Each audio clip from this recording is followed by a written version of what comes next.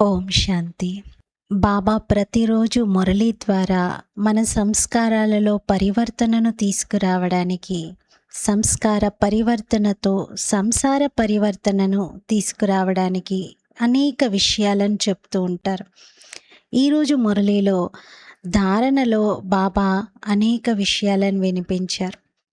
పిల్లలు, మీరు భావ స్వభావాల్లోకి వచ్చి ఘర్షణ పడకండి, క్రోధం అనేటువంటి భూతాన్ని సమూలంగా సమాప్తం చేయండి అన్నారు.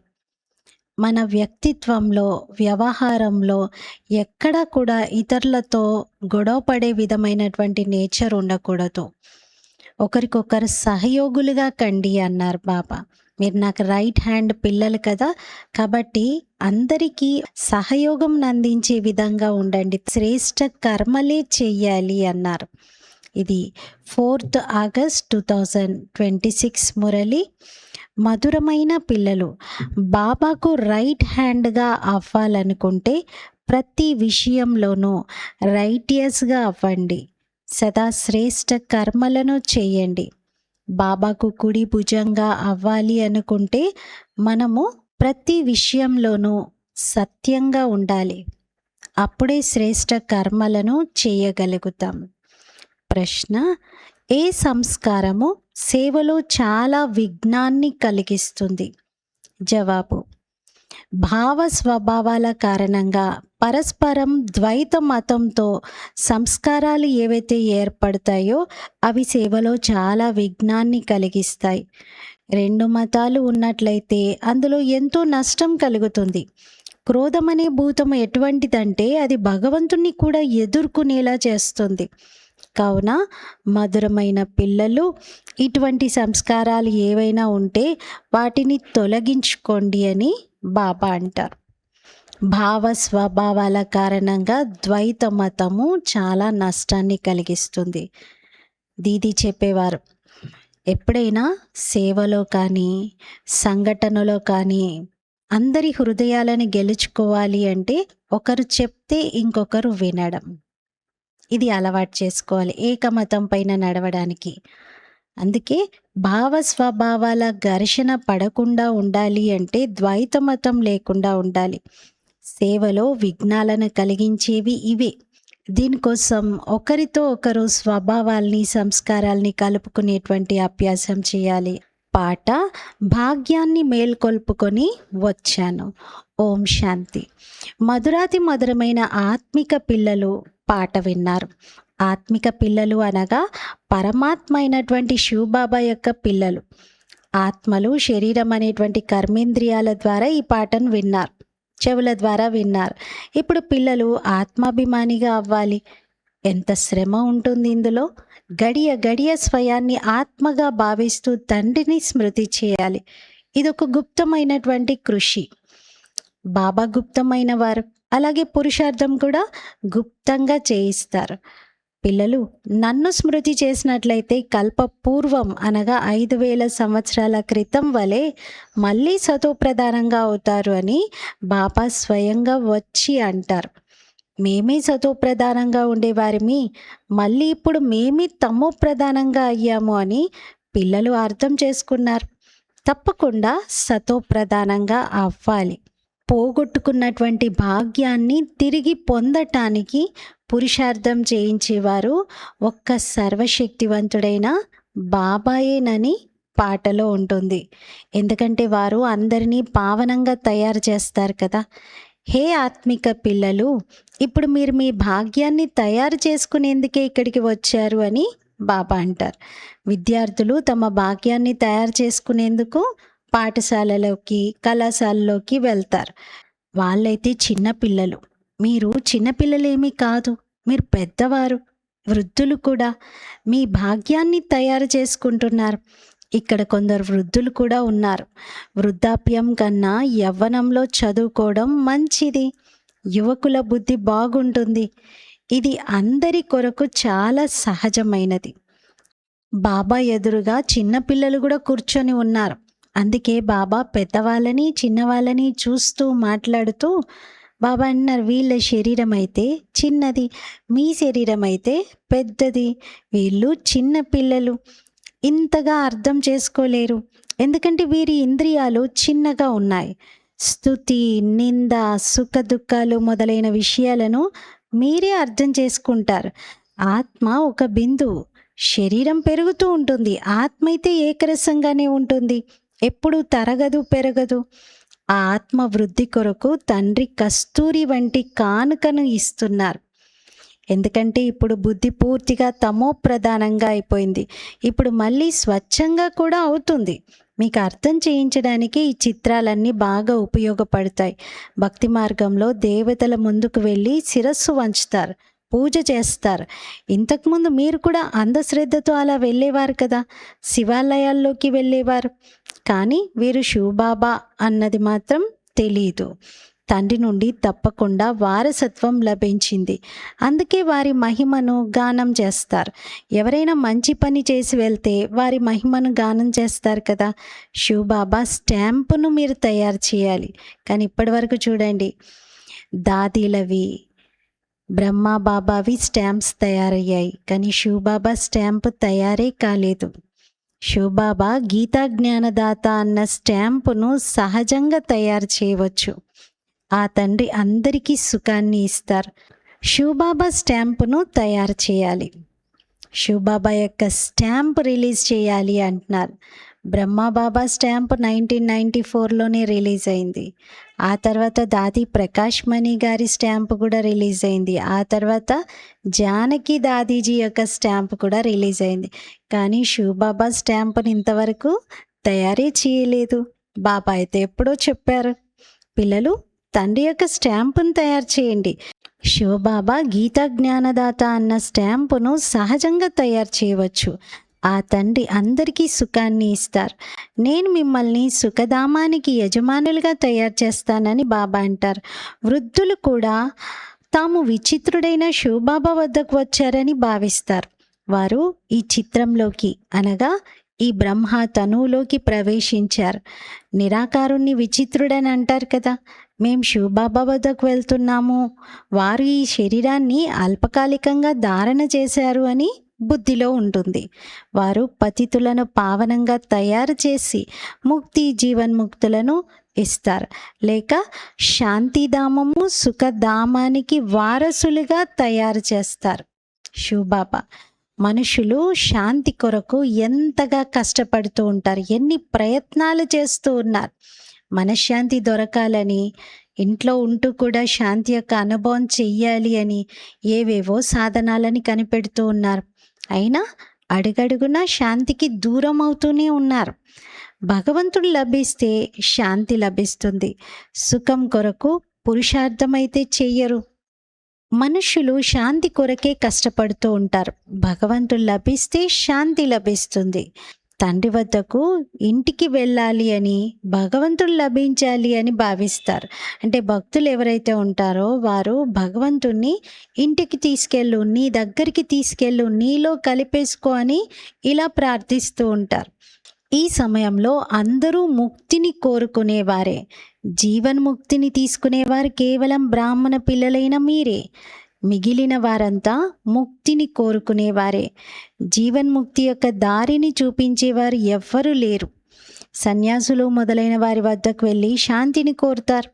మనశ్శాంతి ఎలా లభిస్తుంది అని అడుగుతారు. సన్యాసులైతే దారి చూపించేవారంతా ముక్తిలోకి వెళ్ళేవారే. మోక్షం అంటే ఏమిటి అన్నది కూడా బుద్ధిలోకి రాదు. బాగా విసుగు చెంది ముక్తిలోకి వెళ్తే మంచిది అని అనుకుంటారు. అంటే ఎవరెవరైతే గురువులుగా అందరికీ దారి చూపిస్తూ ఉన్నారో వారంతా ముక్తిలోకే వెళ్తారు. వారేమి జీవన్ముక్తిలోకి రారు. నిజానికి ముక్తిధామం ఆత్మలు ఉండే స్థానం. ఇన్ని సెంటర్లలో పిల్లలున్నారు. మరి కొత్త ప్రపంచం కొరకు రాజ్య భాగ్యాన్ని తీసుకుంటున్నారని అందరికీ తెలుసు. తండ్రి మనకు కొత్త ప్రపంచం యొక్క రాజ్యాన్ని ఇస్తారు. ఎక్కడ ఇస్తారు? కొత్త ప్రపంచంలో ఇస్తారా లేక పాత ప్రపంచంలో ఇస్తారా? నేను సంగం యుగంలోనే వస్తాను అంటున్నాను. నేను సత్యయుగంలోకి అయితే రాను. అక్కడ ఇవ్వడానికి బాబా అక్కడికి రారు. సంగమ యుగంలోనే వస్తారు. కలియుగంలోనూ బాబా రారు. రెండిటికి మధ్యలో నేను వస్తాను అని తండ్రి అంటారు. తండ్రి అయితే అందరికీ సద్గతిని ఇస్తారు. దుర్గతిలో వదిలి వెళ్ళిపోరు కదా. సద్గతి మరియు దుర్గతి రెండూ కలిసి ఉండలేవు. ఈ పాత ప్రపంచం వినాశనం అవుతుందని ఇప్పుడు పిల్లలకు కూడా తెలుసు. అందుకే దీనితో మీకు ప్రేమ ఉండకూడదు. ఇంకా ఈ ప్రపంచం మీ కళ్ళ ముందే నాశనం అయ్యేది ఉంది. తప్పకుండా ఇప్పుడు మనం సంగమయుగంలో ఉన్నామని బుద్ధి చెప్తుంది. ఈ ప్రపంచం మారనున్నది. ఇప్పుడు తండ్రి వచ్చారు. నేను కల్పము సంగమయుగంలోనే వస్తాను. మిమ్మల్ని దుఃఖాల నుండి విడిపించి హరిద్వారంలోకి తీసుకొని వెళ్తానని బాబా అంటారు. హరి యొక్క ద్వారము అంటే అన్ని దుఃఖాలను హరించిన తర్వాత స్వర్గద్వారం తెరుచుకుంటుంది. అదే హరిద్వారం. ఇది జ్ఞాన విషయం. హరిద్వారము కృష్ణద్వారము అని కృష్ణపురిని అంటారు. దాని వెనుక మళ్ళీ లక్ష్మణ్ జూలాను కూడా పెట్టారు. మొదట హరిద్వారం వస్తుంది. సత్యయుగాన్ని హరిద్వారం అని అంటారు. ఆ తర్వాత మళ్ళీ రామ లక్ష్మణులను చూపిస్తారు. నిజానికి ఆ విషయం ఏమీ లేదు. అవన్నీ కల్పించిన విషయాలు. రామునికి ఎంతమంది సోదరులను చూపించారు? 4 సోదరులు ఉండరు. 4, 8 మంది ఇక్కడే ఉంటారు. ఒకవైపు ఈశ్వరీయ సంతానం, మరొక వైపు ఆసురీ సంతానం. ఇప్పటి వరకు బాబా త్రేతాయుగంలో ఎంతమంది సంతానం ఉంటారనేది చెప్పలేదు. కానీ ఒకటి స్పష్టం చేస్తున్నారు. 4 సోదరులు ఉన్నట్టుగా చూపించారు కదా, అలా 4 అయితే ఉండరు అంటున్నారు. శివబాబా బ్రహ్మ తనువులోకి వచ్చారని ఇప్పుడు మీకు తెలుసు. శివుడు తండ్రి, బ్రహ్మ తాత, వారు ప్రజాపిత. ఆ ఆత్మల తండ్రి అయితే అనాదిగా ఉన్నారు. ఆ సమయంలో బ్రాహ్మణులను రచిస్తారు. శివబాబా శాలిగ్రాములను రచిస్తారని కాదు. శాలిగ్రామాలైతే అవినాశిగా ఉండనే ఉంటారు. కేవలం తండ్రి వచ్చి పవిత్రంగా తయారు చేస్తారు. ఎప్పటి వరకైతే ఆత్మ పవిత్రంగా అవ్వదో అప్పటి వరకు శరీరం పవిత్రంగా ఎలా అవుతుంది? ఆత్మలైన మనం పవిత్రంగా ఉన్నప్పుడు సతో ప్రధానంగా ఉండేవారిమే. ఇప్పుడు అపవిత్రంగా తమో ప్రధానంగా అయ్యాం. మళ్ళీ సతో ప్రధానంగా ఎలా అవ్వాలి? ఇది సహజంగా అర్థం చేసుకోవాల్సినటువంటి విషయం. మీరు ఈ సమయంలో మలినాలు కలవడంతో పతితంగా అయిపోయారు, తమో ప్రధానంగా అయిపోయారు. ఇప్పుడు మళ్ళీ సతో ప్రధానంగా అవ్వాలి. లెక్కాచారాలన్నింటినీ తీర్చుకొని అందరూ శాంతిధామంలోకి లేక సుఖధామంలోకి వెళ్ళాలి. ఆత్మలు ఎలా వస్తాయో దానిని ఒక నిరాకారి వృక్షంగా తయారు చేసి అందులో బల్బులు పెట్టి క్రైస్తవులు వేడుకగా జరుపుకుంటారు. ఇవన్నీ వివిధ ధర్మాల వేరువేరు శాఖలని మీకు తెలుసు. అక్కడి నుండి మొట్టమొదటి ఆత్మలు ఏ విధంగా క్రిందకు దిగుతాయో ఆ జ్ఞానం మీకు లభించింది. ఆత్మలైన మన ఇల్లు శాంతిధామం. ఇప్పుడు ఇది సంగమం. అక్కడి నుండి ఆత్మలన్నీ వచ్చేస్తాయి, మళ్ళీ అన్నీ వెళ్తాయి. ప్రళయం అయితే జరగదు. అంటే మొత్తం ప్రపంచమంతా జలమయం అవ్వడం అనేది జరగదు. బాబా ద్వారా మనం భాగ్యాన్ని తయారు చేసుకునేందుకు వస్తామని, మళ్ళీ స్వరాజ్యాన్ని తీసుకునేందుకే వస్తామని మీకు తెలుసు. ఇదేదో కేవలం నామమాత్రంగా చెప్పుకునే విషయం కాదు. నిజంగా రాజ్యం లభిస్తుంది. స్మృతి ద్వారానే వారసత్వం లభిస్తుంది. దేహ సహితంగా దేహపు మిత్ర సంబంధికులు మొదలైన వారు ఎవరైతే ఉన్నారో వారందరినీ మరిచిపోండి అని తండ్రి అంటారు. చిత్రుడు మరియు విచిత్రుడు ఉన్నారు కదా. విచిత్రుడు అని ఎవరినైతే చూడలేరో వారిని అంటారు. విచిత్రుడు అంటే చిత్రం అంటే ప్రాక్టికల్గా ఎదురుగా కనిపించేది. కానీ విచిత్రుడు అంటే చిత్రం ఉంది, రూపం ఉంది, కానీ విచిత్రుడు కనిపించడు అని అర్థం. ఇవి చాలా సూక్ష్మమైన విషయాలు. ఆత్మ ఎంత చిన్నగా ఉంటుంది. తాను గడియ పాత్రను అభినయించవలసి ఉంటుంది. మరియు ఎవరి బుద్ధిలోనూ ఇటువంటి విషయాలు ఉండవు. మొట్టమొదట మనం ఒక ఆత్మ అని, వారు మన తండ్రి అని బుద్ధిలో కూర్చోవాలి. శివబాబాను పతిత పావన, ఓ భగవంతుడా అని స్మృతి చేస్తూ వస్తారు. మీరు ఇంకెక్కడికి వెళ్ళవలసిన అవసరం లేదు. స్మృతి కూడా ఒక్కరినే చెయ్యాలి కదా. భగవంతుణ్ణి స్మృతి చేశారంటే తప్పకుండా వారి నుండి ఏదో ఒకటి లభించవలసి ఉంటుంది. మరి ప్రతి చోట ఎదురు దెబ్బలు తింటూ ఉన్నారు. భగవంతుడు పరంధామం నుండి రావాల్సి ఉంటుంది కదా. మనమైతే అక్కడికి వెళ్ళలేం. ఎందుకంటే పతితంగా ఉన్నాం. పతితులెవ్వరూ అక్కడికి వెళ్ళలేరు. ఇప్పుడు మీరు ఆశ్చర్యపోతారు. భక్తి మార్గపు పాత్ర ఎంత అద్భుతమైనదో కదా! ఒక్క భగవంతుణ్ణి హే ఈశ్వర, హే పరమాత్మ, ఓ గాడ్, ఓ అల్లా అని స్మృతి చేస్తారు. వారు ఒక్కరే అయినప్పుడు అన్ని వైపులకు ఎందుకు తిరుగుతున్నారు మరి? వారు ఒక్కరు కూడా పైన ఉంటారు కదా! కానీ ఇదంతా రచింపబడి ఉంది. డ్రామానుసారంగా అనంతమైన అవివేకంతో ఉన్నారు. ఇప్పుడు మీరు మళ్ళీ అనంతమైన వివేకవంతులుగా అవుతారు. శ్రీమతంపై నడిచేవారే వివేకవంతులుగా అవుతారు. వారు దాగి ఉండలేరు. వారు సదా శ్రేష్టాచారయుక్తమైన పనులనే చేస్తారు. నేను దుఃఖహర్త సుఖకర్తను. అందుకే పిల్లలు కూడా ఎంత మధురంగా అవ్వాలి అని బాబా అంటారు. నేనెలా ఉన్నానో నా పిల్లలు అలా ఉండాలి అంటారు. తండ్రికి కుడి భుజంగా అవ్వాలి కదా! ఇటువంటి పిల్లలే తండ్రికి ప్రియంగా అనిపిస్తారు. బాబాకు రైట్ హ్యాండ్గా ఉన్నటువంటి పిల్లలే బాబాకు నచ్చుతారు. వారు కుడి భుజాలు కదా! ఎడమ చేతితో అంత ఎక్కువగా పని చేయలేరని మీకు తెలుసు. కుడి చేయితో శుభ్రమైన పనులను చేస్తారు. అందుకని కుడి చేతిని శుభకార్యాలలో వినియోగిస్తారు. పూజని ఎప్పుడు కుడి చేతితోనే చేస్తారు. బాబా ప్రతి విషయంలోనూ రైటియస్గా అవ్వండి అని అంటారు. తండ్రి లభించారు కాబట్టి సంతోషంగా ఉండాలి. నన్నొక్కడినే స్మృతి చేసినట్లయితే అంతమతిని బట్టి గతి ఏర్పడుతుంది అని బాబా అంటారు. గతిని ప్రాప్తింపజేసే మతం ఒక్కటే. ఈశ్వరుని గతి మతి ఈశ్వరునికే తెలియాలి అని కూడా గాయనం చేస్తారు. తానే పతిత పావనుడు. మనుషులను పావనంగా చేసి దుర్గతి నుండి సద్గతిలోకి ఎలా తీసుకొని వెళ్ళాలి అన్నది వారికే తెలుసు. భక్తి మార్గంలో ఎంత మహిమ చేశారు, కానీ సద్గతి లభించదు. ఫలం ఏదీ లభించదు. ఫలాన్ని ఇచ్చేవారు ఒక్క బాబాయే. భక్తిలో ఎవరు ఎటువంటి భావనతో పూజ చేస్తారో వారికి అటువంటి ఫలం ఇచ్చేది నేనే. అది కూడా డ్రామాలో రచింపబడి ఉంది. వారికి తమ పురుషార్థం ద్వారా దానంతట అదే లభిస్తుంది. ఇచ్చేవాడిని నేనే అంటే మళ్ళీ అక్కడ కూడా బాబా నన్ను అడుగుతారు, మీరు వాళ్ళకైతే ఇలా ఇచ్చారు, వీళ్ళకైతే ఇలా ఇచ్చారని. అందుకే బాబా ఏమంటున్నారంటే ఎవరి పురుషార్థాన్ని బట్టి ఆటోమేటిక్ మెషినరీ ఉంది, వాళ్ళకి అది లభిస్తుంది డ్రామాలో. ఇప్పుడు పవిత్రంగా కూడా పిల్లలు తమ పురుషార్థం ద్వారానే అవ్వాలి. మధురాతి మధురమైన తండ్రిని స్మృతి చేయండి. వారే సర్వశక్తివంతుడు, ఆల్మైటీ అథారిటీ. వారు ఎంత బాగా తయారు చేస్తారు. మీరు ఇవన్నీ తెలుసుకున్నారు. మళ్ళీ తండ్రి నుండి వారసత్వాన్ని తీసుకుంటున్నారు. రచయిత మరియు రచనల యొక్క జ్ఞానము మీ బుద్ధిలో ఉంది. ఈ జ్ఞానం ఇంతకుముందు మనలో లేదని మీకు తెలుసు.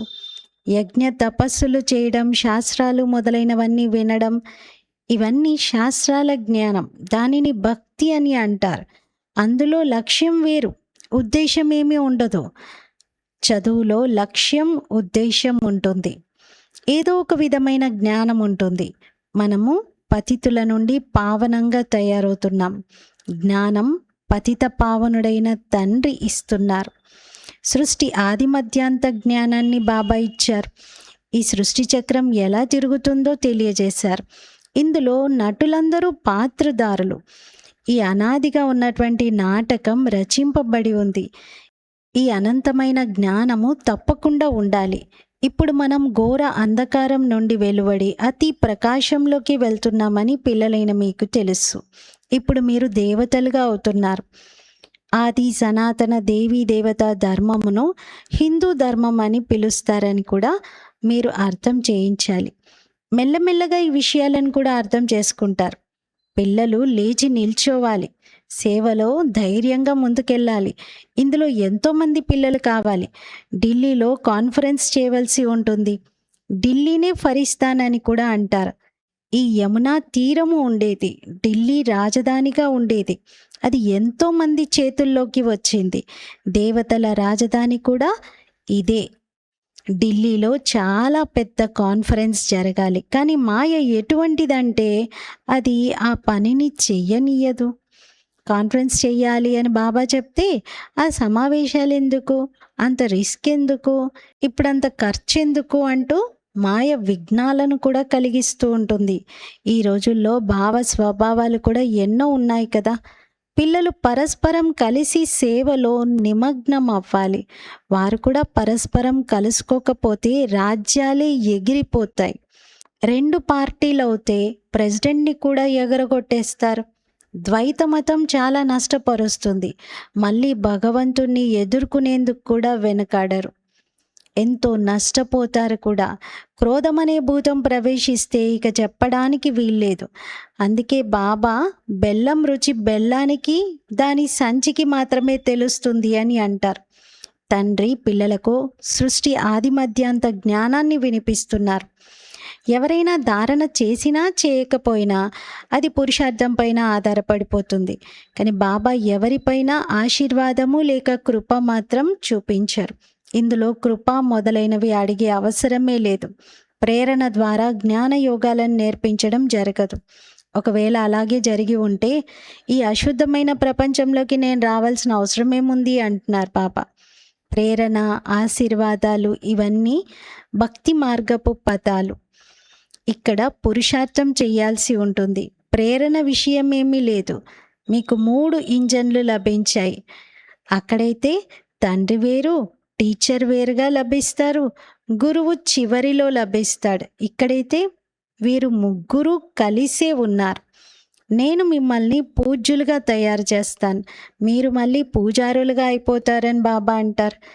ఎవరు మూర్ఛితులైపోకుండా చాలా యుక్తిగా అర్థం చేయించాలి. అంటే ఎవరి మనసును నొప్పించకుండా యుక్తిగా అర్థం చేయించాలి. మొట్టమొదట అన్నింటికంటే ముఖ్యమైనది 2 తండ్రుల యొక్క విషయం. వారి జన్మను జయంతిగా ఇక్కడ జరుపుకుంటారు. తప్పకుండా వారు స్వర్గాధిపతులుగా తయారు చేస్తారు. భారతదేశంలోనే స్వర్గం ఉండేది. ఇప్పుడు నరక వినాశనం కొరకు మహాభారత యుద్ధం ఎదురుగా ఉంది. తప్పకుండా తండ్రి కొత్త ప్రపంచాన్ని స్థాపన చేస్తారు. తండ్రి శ్రీమతం పైనే మనం భారతదేశాన్ని పావనంగా చేసి తీరుతాము అని అంటాం. अच्छा, मीठे मीठे सिकीलते बच्चों प्रति माता पिता बाप दादा का याद प्यार और गुड मॉर्निंग। रूहानी बाप की रूहानी बच्चों को नमस्ते। हम रूहानी बच्चों की रूहानी बाप दादा को याद प्यार गुड मॉर्निंग और नमस्ते। मेरा बाबा मीठा बाबा प्यारा बाबा शुक्रिया बाबा। ధారణ కొరకు ముఖ్య సారము. ఫస్ట్ పాయింట్, ఏ విధంగా తండ్రి దుఃఖహర్త సుఖకర్తగా ఉన్నారో అలా తండ్రి సమానంగా అవ్వాలి, చాలా మధురంగా అవ్వాలి, సదా శుభమైన పనులను చేస్తూ కుడి భుజాలుగా అవ్వాలి. సెకండ్ పాయింట్, ఎప్పుడు ద్వైత మతం ఉండకూడదు. భావ స్వభావాల్లోకి వచ్చి ఒకరినొకరు ఎదుర్కోకూడదు. క్రోధం అనే భూతాన్ని తొలగించుకోవాలి. ఫస్ట్ పాయింట్లో బాబా నేనెలా సుఖకర్తగా ఉన్నానో మీరు కూడా అలా మధురంగా అవ్వండి అంటున్నారు. సదా శుభమైన పనులే చేస్తూ కుడి భుజాలుగా అవ్వండి. సెకండ్ పాయింట్లో ద్వైతం ఉండకూడదు, ఒకరినొకరు ఎదుర్కోకండి, క్రోధం అనే భూతాన్ని సమాప్తం చేయండి అంటున్నారు. వరదానం, స్వయం యొక్క స్మృతిలో ఉంటూ తమ ప్రతి కర్మను నియమంగా చేసే అథారిటీ స్వరూప భవ. స్వయం యొక్క స్మృతిలో ఉంటూ తమ ప్రతి కర్మను నియమంగా చేసే అథారిటీ స్వరూప భవ. వివరణ, సాకారంలో స్వయం యొక్క స్మృతిలో ఉండడం ద్వారా ఏ కర్మలనైతే బ్రహ్మ బాబా చేశారో అవి బ్రాహ్మణ పరివారం కోసం నియమాలుగా మారిపోయాయి. స్వయం యొక్క నశలో ఉన్న కారణంగా సాకారంగా బ్రహ్మ బాబా ద్వారా ఏదైనా తప్పు జరిగినా దానిని సరైనదిగా చేసేస్తాను అని శివబాబా అనగలిగారు. స్వస్వరూపపు స్మృతిలో ఉండడం ద్వారా ఏ కర్మ కూడా తప్పుగా జరగజాలదు అన్న నశ ఉంటుంది. అలాగే పిల్లలైన మీరు కూడా ఎప్పుడైతే స్వయం యొక్క స్థితిలో స్థితులై ఉంటారో అప్పుడు ఏ సంకల్పాలైతే కలుగుతాయో, ఏ మాటలనైతే మాట్లాడుతారో, లేక కర్మలనైతే చేస్తారో అవే నియమాలుగా అయిపోతాయి. స్లోగన్: పవిత్రత అనే స్తంభమును దృఢంగా చేసుకున్నట్లయితే ఈ స్తంభం లైట్ హౌస్ వంటి పని చేస్తుంది. పవిత్రత అనే స్తంభాన్ని దృఢంగా చేసుకుంటే ఇదొక లైట్ హౌస్ వంటి పని చేస్తుంది. అనేకులకు దారిని చూపిస్తుంది. అవ్యక్త ప్రేరణ: అపవిత్రత బీజాన్ని సమాప్తం చేసి సంపూర్ణంగా స్వచ్ఛంగా అవ్వండి. ఒకవేళ బుద్ధిలో అశుద్ధ సంకల్పాలు లేక పాత సంస్కారము సంకల్ప రూపంలో టచ్ అయినా కూడా సంపూర్ణ వైష్ణవులు అని అనరు. ఏదైనా అకర్తవ్యపు కార్యంను చూసినా కూడా ఆ చూసిన దాని ప్రభావం ఉంటుంది. దానికి కూడా లెక్క తయారవుతుంది. ఈ లెక్క ఆధారంగా ఆలోచించినట్లయితే ఒకవేళ పాత సంస్కారము లేక అశుద్ధ సంకల్పము బుద్ధిలో టచ్ అయినా కూడా సంపూర్ణ వైష్ణవులు లేక సంపూర్ణ పవిత్రులు అని అనలేము. కొంచెం కూడా అపవిత్రత సంకల్పంలో కూడా టచ్ అవ్వనప్పుడే సంపూర్ణ వైష్ణవులు అని అంటారు. ఈరోజు స్వమానము: నేను అథారిటీ స్వరూప ఆత్మను. నేను అథారిటీ స్వరూప ఆత్మను. స్వస్వరూపంలో స్థితులవ్వాలి.